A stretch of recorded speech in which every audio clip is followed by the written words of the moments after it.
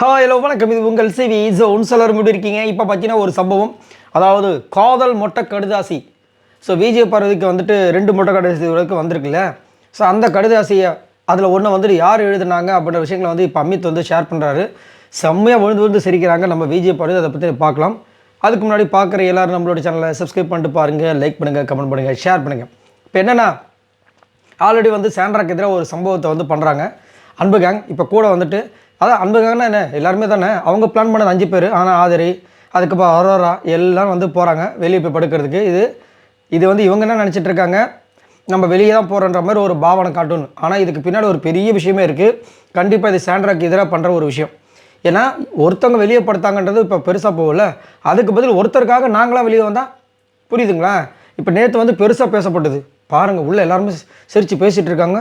இந்த பொண்ணு பாவம் வெளியே படுத்துட்ருக்கு அப்படின்னு அழுத ஒரு விஷயங்கள்.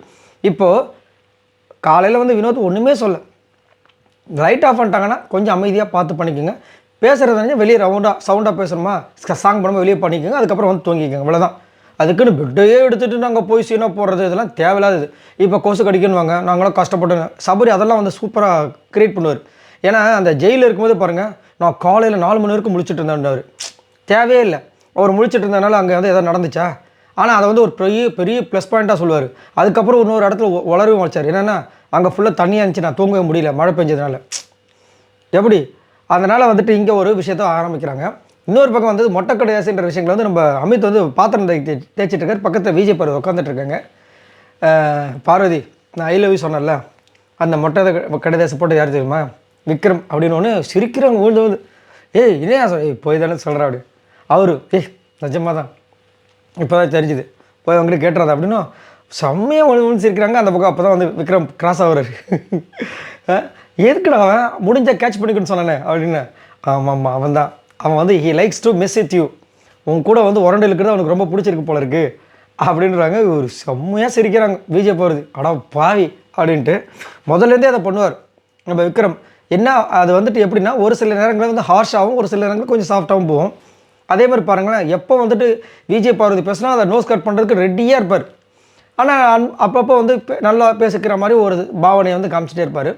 இப்போ இதை சொன்னோன்னே விஜய் பார்வதி ஒரே சிரிப்பு. அடா பாவி, இவன் தான் அந்த மொட்டை கடுதாசி எழுதுந்தானே. இது இப்போ தெரிஞ்சிருச்சு. ஆனால் அவங்களுக்கு இன்னுமே உள்ளுக்குள்ளே இருக்கும் அந்த மொட்டை கடுதாசி யார் பண்ணது, அது அரோராவாக இருக்கும், அரோராவாக இருக்குன்னு. அதனால தான் நடுவில் போய் கேட்டிருப்பாங்க. ஆனால் அரோரா வந்துட்டு யார் வேணாலும் இருக்காங்க, நீங்கள் எங்கிட்ட கேட்குறீங்கன்னு சொல்லி பேசி நோஸ் கட் பண்ணி விட்டாங்க. அதுவுமே கூடிய சீக்கிரத்தில் வரும்னு நினைக்கிறேன். முடியறதுக்கு முன்னாடி சொல்லுவாங்கன்னு நினைக்கிறேன். ஏன்னா இப்போ தான் வந்துட்டு ரொம்ப நல்ல ஒரு கேமராக மாறிட்டு வராங்களே ஆரோரா. அதை சொன்னாங்கன்னா அது ஒரு ப்ளஸ் பாயிண்ட்டாக போகிறதுக்கு வாய்ப்பு இருக்குது நம்மளுக்கு அப்படின்னு சொன்னாலும் ஆச்சரியப்படுறதுக்கு இல்லை. சரி, அதை பற்றி சொல்லுங்கள்.